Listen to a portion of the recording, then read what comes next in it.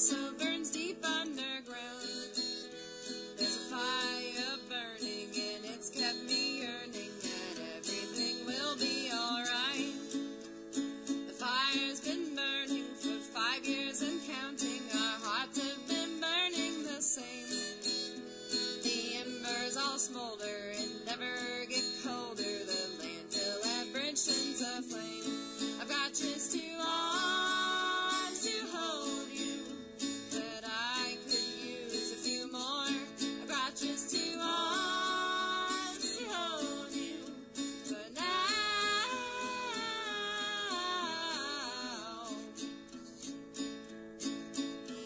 in the 40s they were testing uranium processing for the Manhattan Project.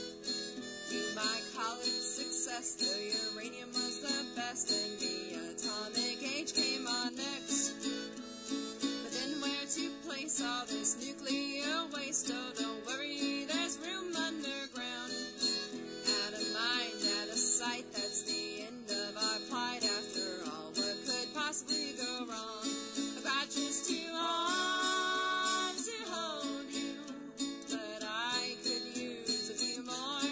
I've got just 2 arms to hold you, but now.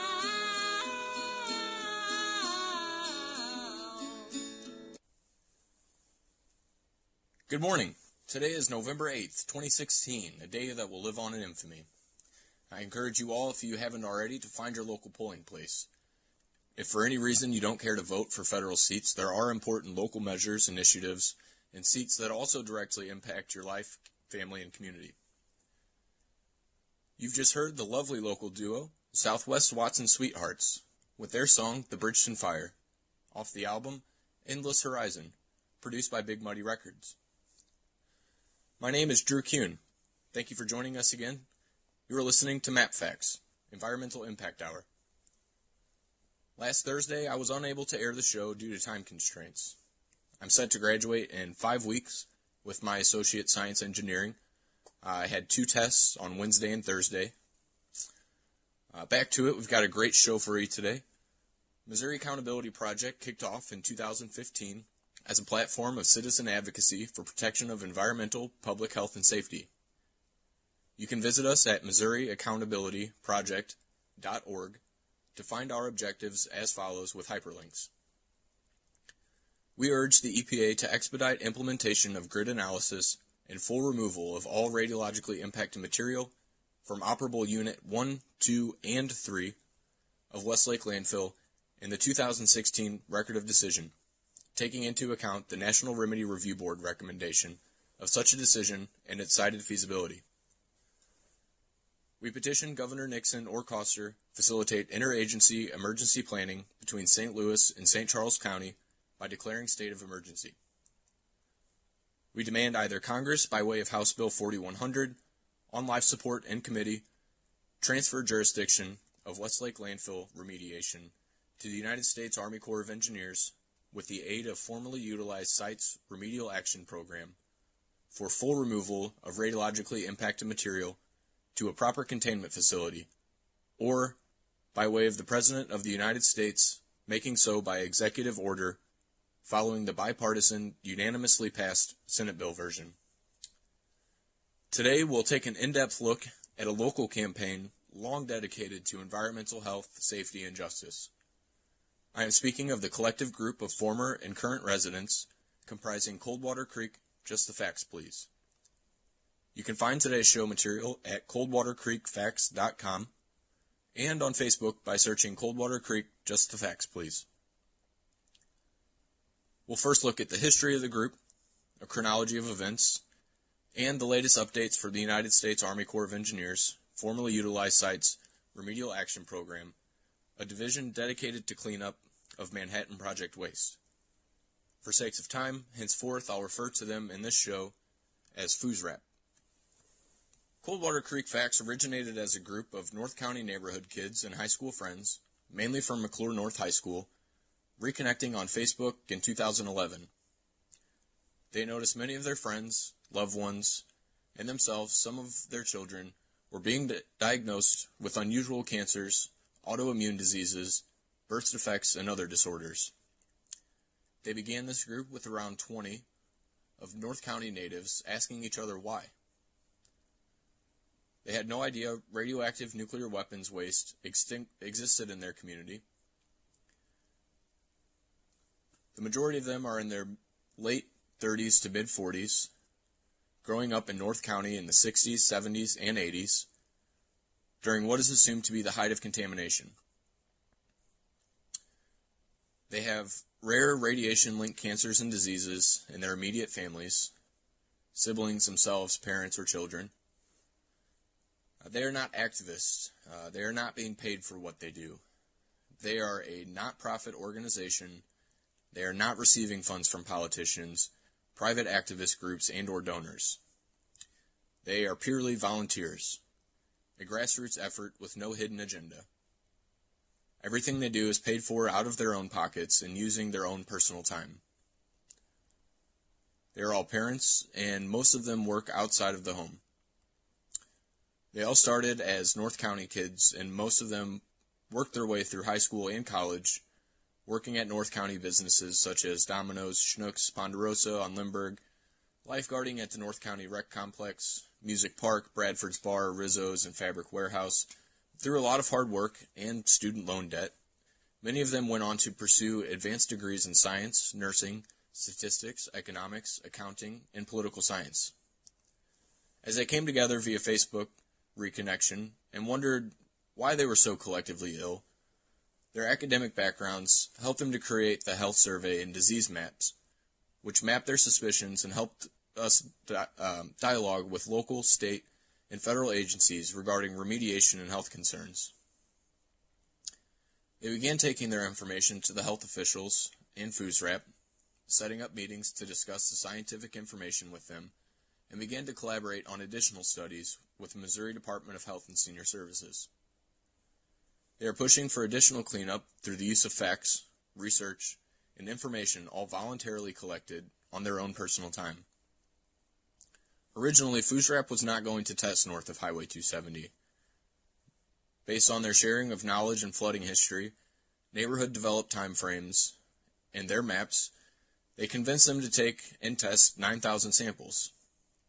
And this is why FOOSRAP is still finding contamination. This is why they have set up a program to test the length of the creek. They communicate with FOOSRAP frequently about areas they believe require additional radionuclide testing due to their knowledge of flooding history and neighborhood development timeframes. They are also collaborating with the Agency for Toxic Substances and Disease Registry, ATSDR, as I'll henceforth refer to them as, to conduct the public health assessment. Ultimately, FOOSRAP is held to a legal document called the Record of Decision that dictates where they can and cannot test. In order to modify the Record of Decision, there must be scientific reason. All of the information they are collecting and their collaboration with health entities and government officials is what is giving them the data they need to do this. Simultaneously, they have been working with the St. Louis Department of Public Health. Over years of collaboration is what led to the modified Department of Health and Senior Services study in 2014, showing an increase in cancer rates in the Coldwater Creek area, as well as the recent letter penned by Dr. Kuhn to health officials stating that we are an at-risk community. I will share that letter with you all in time. For the upcoming 2016 year, they plan to focus on additional FOOSRAP testing, the ATSDR public health assessment, and community education. They have several upcoming meetings. As dates are determined, we'll post them, primarily through Facebook. They are also focusing on getting more involvement with local mayors and cities, especially Hazelwood and Florissant, as this is where current testing is occurring. As for unincorporated areas, we have been fortunate to have much support from both the St. Louis County Department of Public Health and St. Louis County Executive Steve Stenger. The waste preceded the population boom in North County, St. Louis. When originally stored in 1946, the area was rural with no residential housing nearby. The group's mission is simple and stated as follows: educating the community. Knowledge is power. Many local residents are unaware of the contamination that they have been exposed, or that St. Louis played a significant role in the Manhattan Project. Without this knowledge of exposure, residents are missing the opportunity to be proactive in matters regarding their health care. Early detection is the key for diseases related to chronic exposure of ionizing radiation. Without awareness, many are diagnosed in the late stages of the disease and have already become terminally ill. Educating healthcare professionals. Diseases related to chronic ionizing radiation exposure are clearly documented on the CDC, EPA, ATSDR, Department of Justice, Veteran Affairs websites. Our diseases and cancers are a direct match. Some of the diseases related to exposure are hard to diagnose unless a healthcare professional is specifically looking for the signs and symptoms. Example, Hashimoto's disease.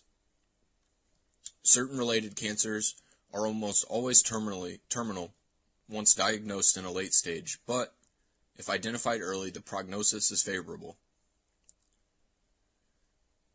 They have repeatedly heard from our community that they have been told by medical professionals that their diagnoses are, quote, 1 in a million, or, quote, extremely rare. This may be the case had they not been chronically exposed to ionizing radiation. Unfortunately, we have been exposed. In our population, as a result of exposure, certain rare diseases are common. Chronic exposure to ionizing radiation often has a latent effect, leading to disease presentation decades later. It can mutate DNA, leading to fertility issues in women and genetic anomalies in our children. We would like for our healthcare community and public health officials to be educated on the effects of exposure and recognize that anyone who lives or has previously lived in the area is at risk. Community inclusion and the Radiation Exposure Compensation Act, RECA for short. Our community has been exposed to Manhattan Project nuclear weapons war waste through inhalation and ingestion. The Department of Justice already has a program specifically for exposed, quote, downwinder communities and victims of friendly fire. According to the RECA website, the RECA program also relies on cooperation from the Departments of Veteran Affairs, Energy, and Defense to determine the eligibility and compensation available to on-site participant claimants under RECA. Finally, the Radiation Exposure Screening and Education Program, RESEP, administered by the Department of Health and Human Services, Health Resources Services Administration, provides grants for education, prevention, and early detection of radiogenic cancers and diseases. I will next walk us through a timeline or chronology of the events leading up to today. In 1941, the United States Army acquires by condemnation 17,000 acres in St. Charles County for TNT and DNT production. This is in Weldon Springs off of Highway 94. In April of 1942, Mallinckrodt begins experiments using ether extraction process to refine uranium ore. From May to November of 1942, Mallinckrodt refines the first 40 tons of uranium needed for the world's first self-sustained and controlled nuclear chain reaction. In December of 1942, the first self-sustained nuclear chain reaction is achieved by the Manhattan Engineer District at the University of Chicago. All the uranium used in the experiment was in the form of uranium oxide produced by Mallinckrodt or uranium metal produced by others using intermediate purified uranium compounds produced by Mallinckrodt. From 1942 to 1957, Mallinckrodt refines uranium at its downtown St. Louis facility. On August 6th and 9th of 1945, atomic bombs detonated at Hiroshima and Nagasaki, Japan. In 1946, the Manhattan Engineer District condemns 21.74 acres near St. Louis Airport to store processed waste and residues from the Mallinckrodt plant. In 1946, the Atomic Energy Commission was created.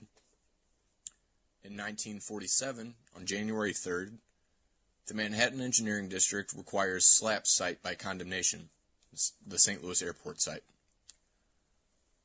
From 1946 to 1957, the Manhattan Engineering District and the Atomic Energy Commission operate SLAPs to store waste and residues, pitch blende raffinate, radium-bearing waste, barium cake residue, and other processed waste. From 1948 to 1950, the Atomic Energy Commission finances cleanup at Mallinckrodt. In 1953, Fernade plant built in Ohio to meet the country's increasing processed uranium needs. In 1957, Mallinckrodt ceases uranium processing at the downtown site. Production activities are transferred to Weldon Spring. From 1957 to 1962, the Atomic Energy Commission finances cleanup at Mallinckrodt. In February of 1966, transferring waste from the St. Louis Airport site to Laddie Avenue contaminates properties along haul routes. Laddie Avenue is in Berkeley, is just another municipality over from the airport. In 1967, the Atomic Energy Commission consolidates all its uranium processing at Fernald in Ohio.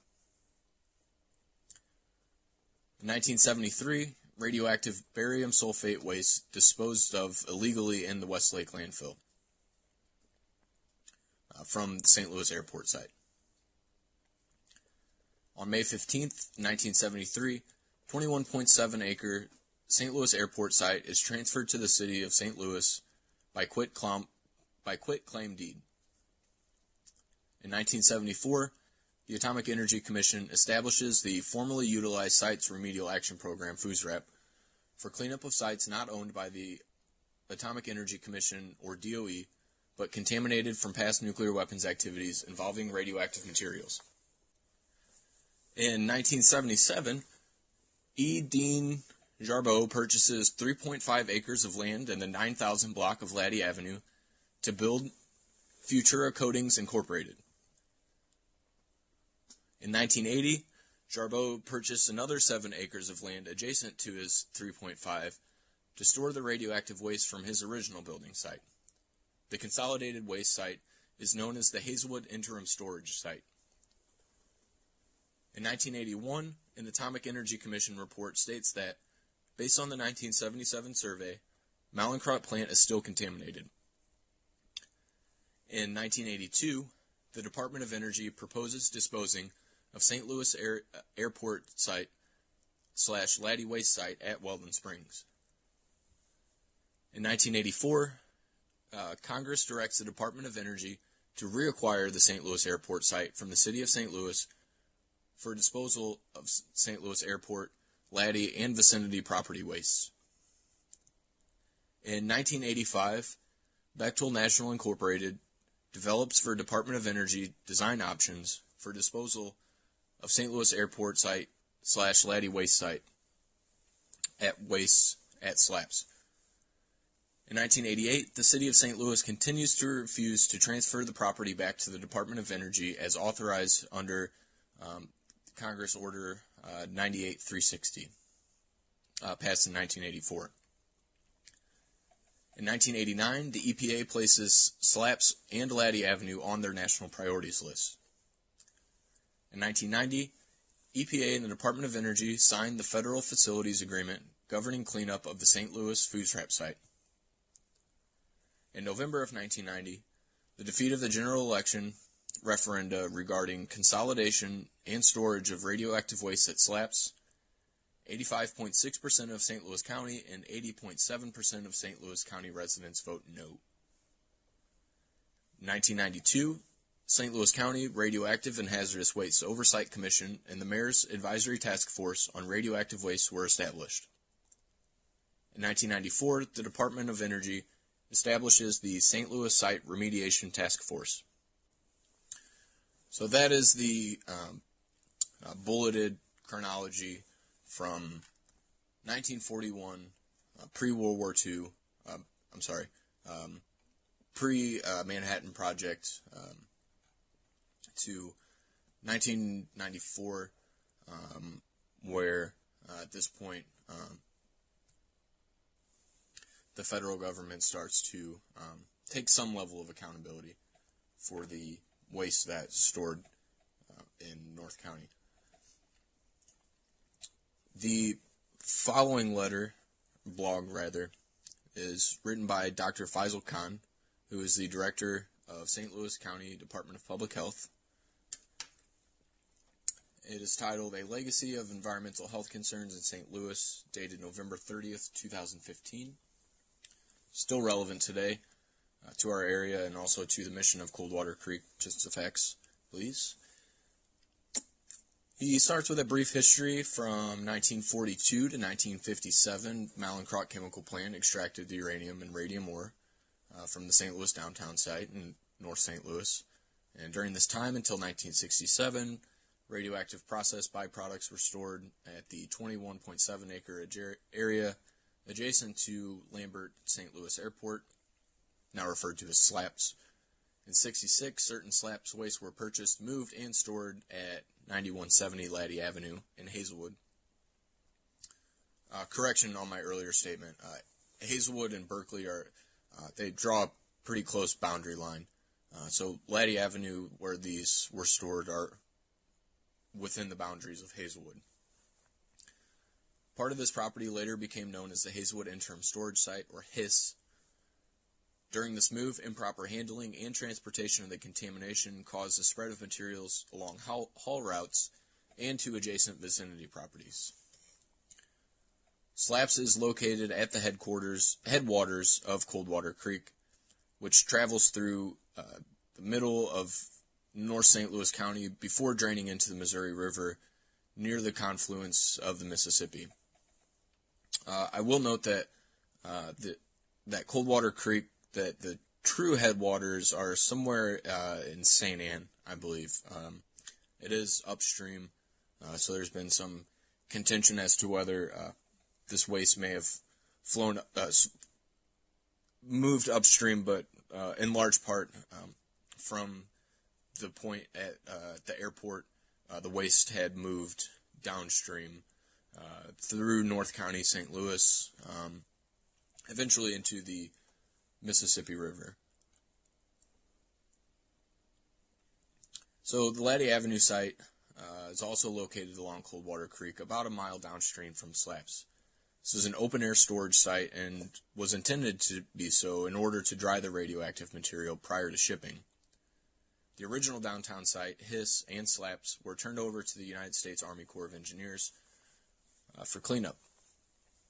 The sites contain soils contaminated with uranium, thorium, and radium, thorium, and uranium as a result of the federal defense activities performed under contracts with Manhattan Engineers District and the Atomic Energy Commission in the 40s and 50s.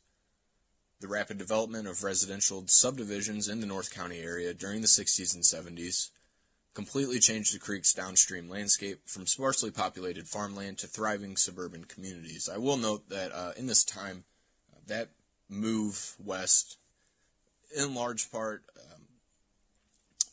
was a result of white flight.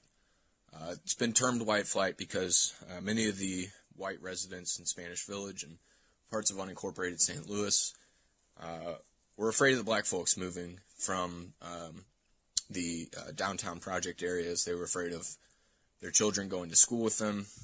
They were afraid of their property values decreasing. A large part of that fear was, I would say, perpetrated or pushed by real estate agents, people who would have had a vested financial interest in this. Spanish Village at the time was fairly diverse. There weren't a lot of public housing areas in Spanish Village, but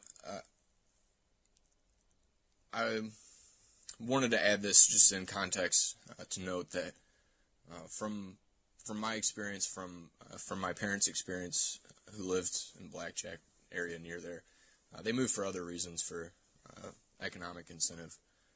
But I think it was in part that, I think white flight is a fair term. I also think that folks are just afraid of poor people, of poverty. And so, at any rate, back in the 60s and 70s, that area of North St. Louis, North County St. Louis, people ran away.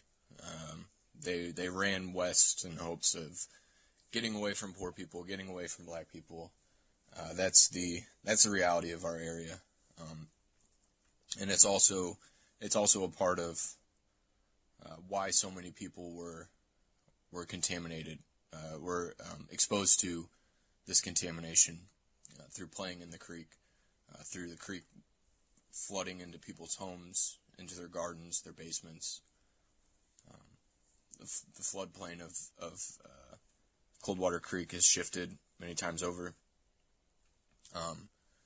Sorry, Dr. Kuhn, if you're listening, for putting an editorial into your blog post, but I think that's relevant. And this is a good blog post, so I'll continue on. A cohort of residents who grew up in the Coldwater Creek area in the 60s and 70s noticed that a lot of their high school classmates and neighbors were dying of various types of cancer. They created a Facebook page to bring together residents with similar concerns. The page grew to more than 20,000 participants in a year. Admittedly, they are all self-reported conditions, but nonetheless, there are some huge red flags to consider. For example, 30 cases of appendix cancer were identified in a relatively small geographic area when there are less than 1,000 cases nationwide per year.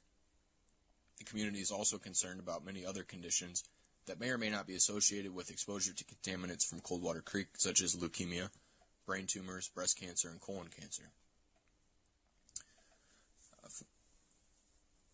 He goes on to explain that the FUSRAP is in control of the cleanup program. The program involves extensive and meticulous testing along the banks of the creek, as well as its bed and adjoining properties, parks, backyards. Any traces of contamination found are carefully removed with clean margins around the soil. The contaminated material is then removed and shipped for disposal elsewhere. Cleanup in St. Cyr Park in Hazelwood, located just north of I-270 along the creek, was conducted this summer. A lot of my neighbors in Hazelwood, not really sure where St. Cyr Park is at. It's at the corner of Lindbergh and Elm Grove. It's back in the neighborhood behind where the Quick Trip, Walgreens, and in that neighborhood.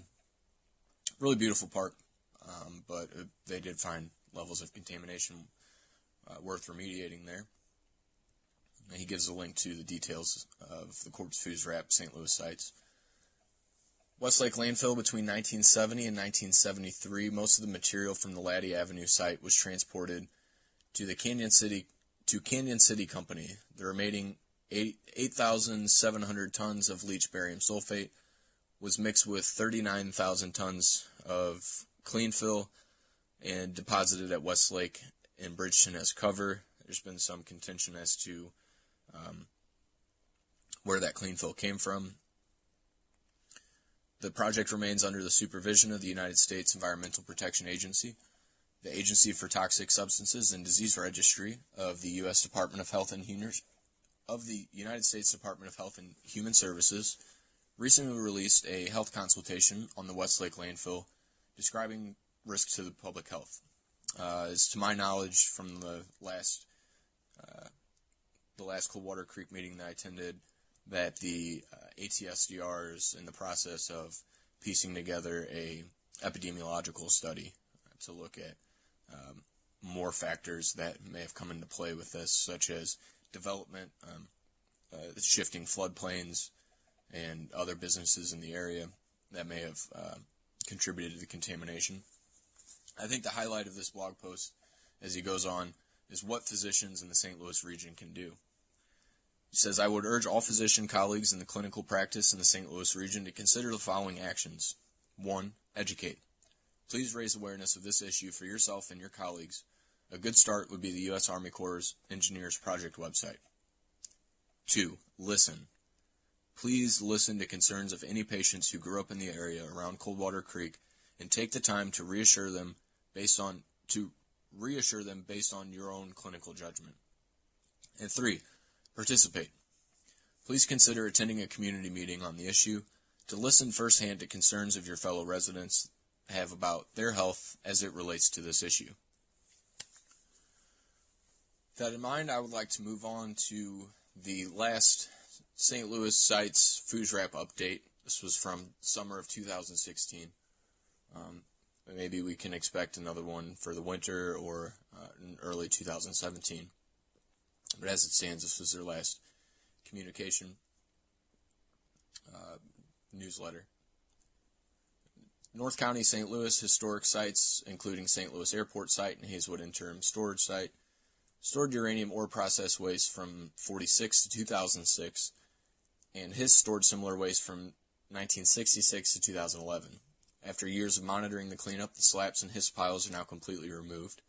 The sites are in compliance with state and federal cleanup guidelines. The United States Army Corps of Engineers has modeled potential air dispersal of soil from the historic storage sites to off-site locations. Scientists use actual soil sampling data from the two sites in a computer program called RESRAD, standing for residual radioactivity. It produced a simulated model that shows the pathways radionuclides use to move through the environment, the risk of them coming into contact with people. Because thorium-230 is the most common contaminant at slaps and HIS, the Army Corps used it in their model. Thorium is a heavy element found in nearly all soils worldwide and is naturally radioactive. Thorium, like lead or uranium, is heavy, but thorium dust can move. The Army Corps used a concentration of thorium-230 in soil samples taken to calculate movement and potential health risks. Modeling showed that thorium concentrations in the air decreased as the air moved away from the sites, and that almost all of the thorium dropped back down to the ground within a few hundred feet of sites. Now, accounting for extreme weather, the Army Corps modeled results using this extreme worst-case scenario: very dusty, windy conditions for the entire duration of waste storage at slaps and HIS, the highest contamination sample values found on site. The Army Corps found with these conditions that the potential impact of surrounding areas from air dispersion of contaminants previously stored on slaps and HIS did not play a significant role in contamination movement leading to human exposure. North County has had some short-term severe weather conditions. For example, the F1 tornado in 2004 had wind speeds up to 112 miles per hour. Actual air monitoring being performed during this tornado showed no significant airborne contaminants migrated off-site. The Army Corps continues remedial construction activities at the St. Louis downtown site at the Mallinckrodt LLC Plant 6 area within the former Building 101 footprint. Building 101, once the bulk shipping center, was removed in 2012. To date, the Army Corps has removed approximately 52,000 cubic yards of contaminated soils and backfilled much of the eastern and northern portions of the Building 101 area. Construction now includes installing sheet pile, shoring modifications required for deeper excavations along the western portion of Building 101. Excavation activities, final grading, and restoration of the remediated areas will be completed soon. In the coming months, Army Corps will begin remedial activities construction at Destrand Street East between Plant 6 and 7 at the downtown site. Pre-construction activities have already begun. The planned Destrand Street remedial activities will proceed from east to west in 4 linear sections and result in the removal and disposal of approximately 16,000 cubic yards of contaminated soil. The Army Corps projects completion of RA for remedial activities for Destrand Street East, including the required utility and street restorations, in about a year. The Army Corps completed remedial activities at St. Cyr Park in the city of Hazelwood in February of 2016. Cleanup required moving approximately 3,400 cubic yards of contaminated material. Restoration activities at the park are ongoing. The Army Corps recently completed the construction of a basketball court at the site. Oh, that's nice. Remedial activities at Deshin Park in the city of Florissant started March in 2016. To date, the Army Corps has removed over 1,500 cubic yards of contaminated material. The Army Corps tentatively expects to complete Deshin Park in August of 2016. It'd be great to play disc golf there a lot. Good to go back. Sampling at Coldwater Creek from Frost Avenue to St. Denis Bridge is almost completed. The Army Corps is currently preparing documents to release the sampling data from this stretch of the creek. When the document is complete, it will be posted on the Food Wrap website. 4 federal U.S. agencies, Department of Defense, Department of Energy, EPA, and the Nuclear Regulatory Commission, created a manual that provides detailed guidance on how to demonstrate that a site is in compliance with radiation dose or risk-based regulation. It is called the Multi-Agency Radiation Survey and Site Investigation Manual, MARSIM for short. They like this alphabet soup. That's a mouthful. Provides standardized approach to test radiologically contaminated sites. The Army Corps uses this approach to perform final status surveys to ensure that St. Louis food scrap cleanup goals are met. The Army Corps follows this manual in the sampling campaign currently taking place on the SLAP's St. Louis Airport site and vicinity properties, particularly Coldwater Creek. Engineers and scientists use all available resources to carry out the radiation survey and site investigation, which includes scoping, characterization, remedial action support, and final status surveys. While each type of survey is vital to meeting established goals, the scoping and characterization surveys are of particular interest to St. Louis Food Scrap because of the amount of time and efforts required to plan and execute this stage of the process. Establishing a strategic sampling plan includes creating a grid map that the Army Corps uses to systemically evaluate an area of land. The manual guidance helps to standardize this process by providing key points of emphasis to consider when classifying a particular area. A full evaluation, however, requires that developers take additional factors into account in order to focus the bias sampling. The Army Corps studies areas of concern and plans additional samples located specifically to evaluate areas with a higher contamination potential. Examples include low-flying areas adjacent to the creek and areas of high sediment deposition. Consistent use in this process allows the United States Army Corps of Engineers to produce detailed plans that can be used for efficient collection of data. Some sampling efforts literally require collecting hundreds, even thousands, of samples in order to gain full knowledge about a particular area. This knowledge, coupled with a consistent approach to evaluating risk, provides sufficient information for the Army Corps to make evaluations based on established goals. Currently, the manual-based approach is being used to perform sampling and other field work. It is also used during the strategic planning for the next phases of evaluation. This is a fun fact for any of you that want to dig into some of the data behind these reports. Educational information, Q&A. What is a picocurie? A curie is a standard measure for the intensity of radioactivity contained in a sample of radioactive material. The basis for the curie is a radioactivity of 1 gram of radium. A picocurie is 1/trillionth of a curie. To put the relative size of 1/trillionth into perspective, consider that if the Earth were reduced to 1/trillionth of its diameter, the pico-Earth would be smaller in diameter than a speck of dust. In fact, it would be 6 times smaller than the thickness of human hair. Obtaining the most accurate information is critical to the mission of food scrap. Therefore, laboratory data reported in either picocuries per gram or picocuries per liter for soil and water, respectively. This allows for even comparison with food scrap remediation goals. Last week, we spoke with Carl Stelzer, who is a co-director of the First Secret City. I would encourage you, if you haven't yet, to check out the firstsecretcity.com or firstsecretcity.com. I had some of his work there and also a synopsis of the film and some other contextual history there. And this week is it going on? Yeah, last week and possibly this week, the International Film Festival finds its home in St. Louis. Caught a lot of really great documentary films. One of them, Agents of Change, was about the civil rights movement in the context of higher education.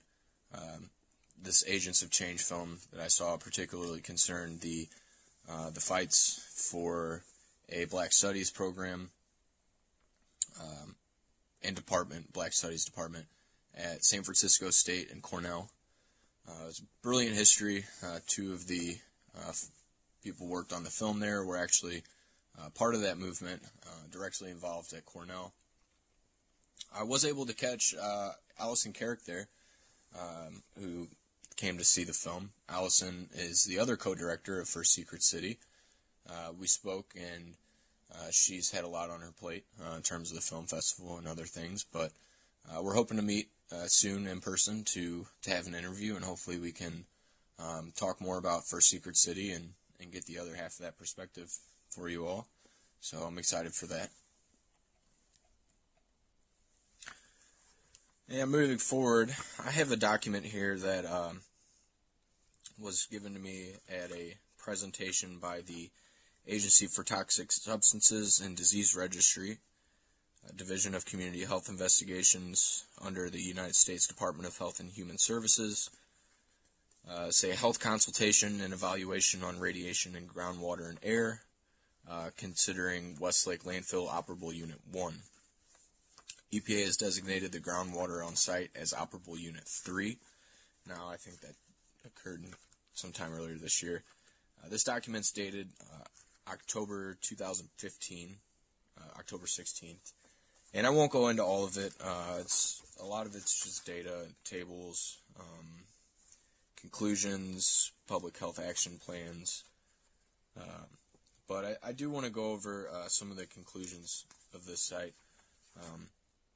The ATSDR is still currently working with Coldwater Creek. They've decided not to move forward with the study on Westlake, and for many of you wondering why, this might give some insight into that. So they have 4 primary conclusions, and just to present these facts, I'll read through them without comment or analysis, and then I'll go through the 4 and talk about them a little bit.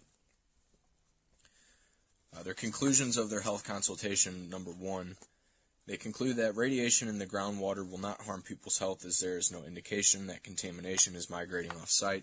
In addition, groundwater flows toward the northwest, which is away from residential areas. All concentrations of radioactive substance in the off-site wells are below regulatory limits for drinking water. No information was found to indicate if water from any on-site wells was ever used as a drinking water source for past employees of the landfill and its operator. Number 2, a review of the off-site soil data collected along haul roads leading to landfill indicates there is no evidence of contamination. However, the concentration of thorium isotopes appear to be elevated, probably related to roadbed material. ATSDR is concerned with the health impacts of radon gas to any past, current, and future on-site workers of the landfill. Radon gas can harm people's health. If any landfill surface disturbances occur, dust particles containing uranium and thorium decay products include radium-226, radon-222, radium-228 may be released into the atmosphere. Workers then could potentially inhale these materials if proper protective measures aren't in place. Inhalation of particulates and particulates containing radioactive substances, including radon, may harm workers' health and lead to lung cancer if proper protective measures aren't in place. Previous soil samples in the Westlake landfill has shown the presence of radioactive material near the surface, as well as various depths within the landfill and excessive regulatory limits. These materials may be resuspended during any soil disturbances, of which we've had many.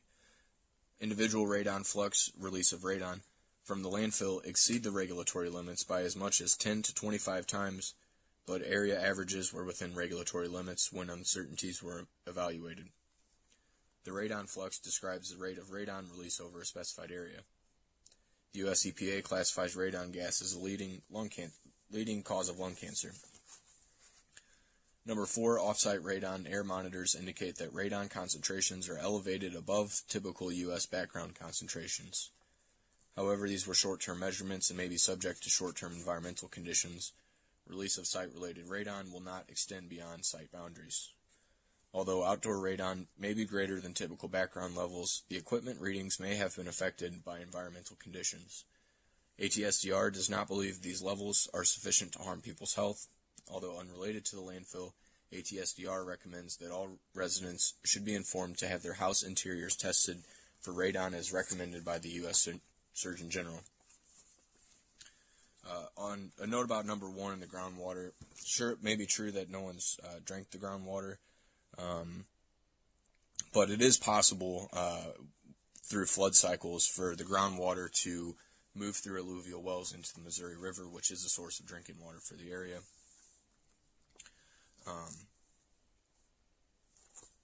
So they've found that an increase of radon exceeding regulatory limits as much as 10 to 25 times from from soil releases. But anyway, that's what the ATSDR has to say. Like I said, I know they are still working with FOOSRAP and the Coldwater Creek Group. However, they've chosen, based on these conclusions, for what it's worth, to not move forward with any sort of more studies for Westlake landfill and surrounding areas. So, regardless of what we find out tomorrow in terms of the election, I think what still stands is we have a lot of work to do moving forward. We have a restoration period that we need to get busy with in terms of restoring our relations, our community relations between each other, our infrastructure, our water, our soil, and our air. And so on that note, I want to share with you an article about Standing Rock and the Dakota Access Pipeline. Some of you that have connected with me through Facebook may have seen this, but I think it's pretty spot on in terms of the points they hit. So without further ado, out of Yes Magazine, The White Horse and the Humvees. Standing Rock is offering us a choice. Written by Robin Wall Kimmerer and Kathleen Dean Moore, posted November 5th, 2016. Two lines facing each other on a North Dakota highway. On one side, concrete barriers protect a row of armored vehicles and helmeted police with assault rifles.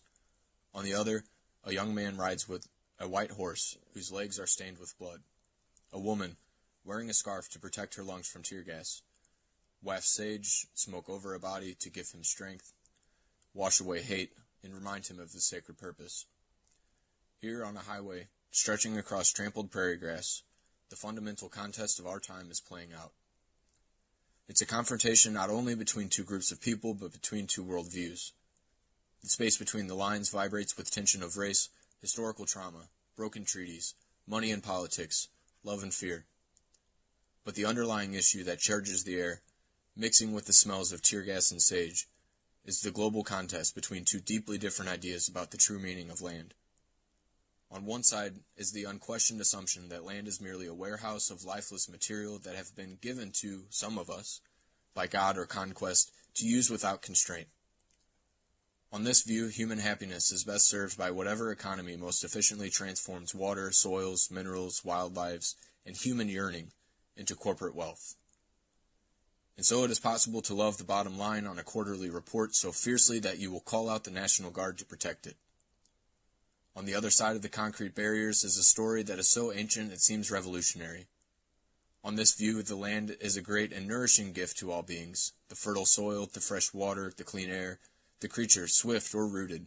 They require gratitude and veneration. These gifts are not commodities, like scrap iron and sneakers. The land is sacred, a living, breathing entity for whom we must care, as she cares for us. And so it is possible to love land and water so fiercely you will live in a tent in North Dakota winter to protect them. It may turn out that the cracks in that stretch of two-lane highway mark a giant crack in time, when one set of assumptions about reality snaps and is replaced by another. This, like all times of paradigm shift, is an unsettled time, a time of shouting, of police truncheons, as privileged people defend the assumptions that have served them royally. What are they so afraid of out there in North Dakota that they arrest journalists, set dogs on women and children, send prayerful protectors to jail, and align paramilitary force against indigenous people on their own homelands? Maybe they are afraid of the truth-telling power of the people at Standing Rock and their busloads of allies who are making clear that we live in an era of profound error that we mistakenly believe is the only way we can live. An era of insanity that we believe is the only way we can think. But once people accept with their heart and mind that land is our teacher, our mother, our garden, our pharmacy, our church, our cradle, and our grave, it becomes unthinkable to destroy it. This vision threatens the industrial worldview more than anything else. Indigenous people are saying there are honorable and enduring lifeways that can beckon to people who are weary of destruction. Everyone can join the people of Standing Rock and say no. No more wrecked land, no more oil spills, no more poisoned wells. We don't have to surrender the well-being of communities to the profit of a few. We can say yes. Yes, we are in this together. Yes, we can all stand on moral ground. Yes, We can all be protectors of the water and protectors of the silently watching future. The blockade on the highway is an invitation for us to remember and reclaim who we might be, just and joyous humans on a bountiful earth. Right here, between the barricades, we are offered a choice. On the highway, a warrior steps around a concrete barrier, offering a sage bundle that trails white smoke. Approaching a figure in riot gear, he extends the blessing to the officer, letting the smoke wash over him to give him strength, to wash away hate, and to remind him of his purpose. Next, I have an editorial written by David Archambault II, tribal leader of the Standing Rock Sioux. He writes in the New York Times, "Near Cannonball, North Dakota, it is a spectacular sight. Thousands of Indians camped on the banks of the Cannonball River, on the edge of the Standing Rock Sioux Reservation in North Dakota. Our elders of the 7 council fires, as the Osete Sakowin, or Great Sioux Nation, is known, sit in deliberation and prayer, awaiting a federal court decision on whether construction of a $3.7 billion oil pipeline from the Bakken region to southern Illinois will be halted. The Sioux tribes have come together to oppose this project, which was approved by the state of North Dakota and the U.S. Army Corps of Engineers. The nearly 1,200-mile pipeline, owned by a Texas oil company named Energy Transfer Partners, would snake across our treaty lands, through our ancestral burial grounds. Just a half-mile from our reservation boundary, the proposed route crosses the Missouri River, which provides drinking water for millions of Americans, and irrigation water for thousands of acres of farming and ranching lands. Our tribe has opposed the Dakota Access Pipeline since we first learned about it in 2014. Although federal law requires the Corps of Engineers to consult with the tribe about its sovereign interests, permits for the project were approved and construction began without meaningful consultation. The Environmental Protection Agency, the Department of Interior, the National Advisory Council on Historic Preservation supported more protection of the tribe's cultural heritage, but the Corps of Engineers and Energy Transfer Partners turned a blind eye to our rights. The first draft of the company's assessment of the planned route through our treaty and ancestral lands did not even mention our tribe. The Dakota Access Pipeline was fast-tracked from day one using nationwide permit number 12 process, which grants exemption from environmental reviews required by Clean Water Act and the National Environmental Policy Act by treating the pipeline as a series of small construction sites. And unlike the better-known Keystone XL, which was finally canceled by the Obama administration last year, the Dakota Access Project does not cross an international border. The condition that mandated more rigorous federal assessment of the Keystone's pipeline, economic justification, and environmental impacts.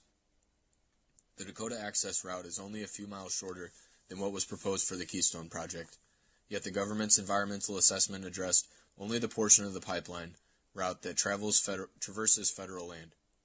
Domestic projects of this magnitude should clearly be evaluated in their totality, but without closer scrutiny, the proposal breezed through the 4 state processes. Perhaps only in North Dakota, where oil tycoons wine and dine elected officials, and where the governor, Jack Dalrymple, serves as an advisor to the Trump campaign, would state and county governments act as the armed enforcement for corporate interests. In recent weeks, the state has militarized my reservation with roadblocks and license plate checks, low-flying aircraft, and racial profiling of Indians. The local sheriff and the pipeline company have both called our protest, quote, unlawful, and Governor Dalrymple has declared state of emergency. It is a familiar story in Indian country. This is the 3rd time that the Sioux Nation's lands and resources have been taken without regard for tribal interests. The Sioux people signed treaties in 1851 and 1868. The government broke them before the ink was dry. When the Army Corps of Engineers dammed the Missouri River in 1958, it took our riverfront forests, fruit orchards, and most fertile farmland to create Lake Oahe. Now the Corps is taking our clean water and sacred places by approving this river crossing. Whether it's gold from the Black Hills or hydropower from the Missouri or oil pipelines that threaten our ancestral inheritance, the tribes have always paid the price for America's prosperity. Protecting water in our sacred places has always been the center of our cause. The Indian encampment of Cannonball grows daily, with nearly 90 tribes now represented.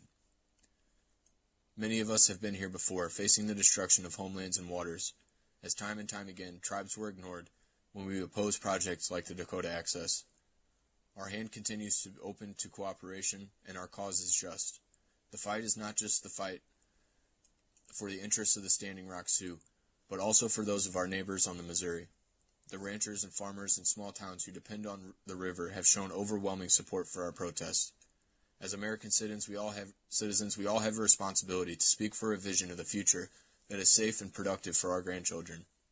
We are a peaceful people, and our tribal council is committed to nonviolence. It is our constitutional right to express our views and to take a stand at the Cannonball Camp. Yet the Lieutenant Governor of North Dakota, Drew Wrigley, has threatened to use his power to end this historic peaceful gathering. We are also a resilient people who have survived unspeakable hardships in the past, so we know what is at stake now. As our songs and prayers echo across the prairie, we need the public to see that in standing up for our rights, we do so on behalf of the millions of Americans who will be affected by this pipeline. As one of our greatest leaders, Chief Sitting Bull of the Hunkapapa Lakota, once said, "Let us put our minds together and see what life we can make for our children." That appeal is as relevant today as it was more than a century ago. This was written on August 24th, 2016, so some facts have changed since then. But what stands is the fight for clean water, for cultural heritage, for the rights of indigenous peoples, and for the rights of all peoples. Because if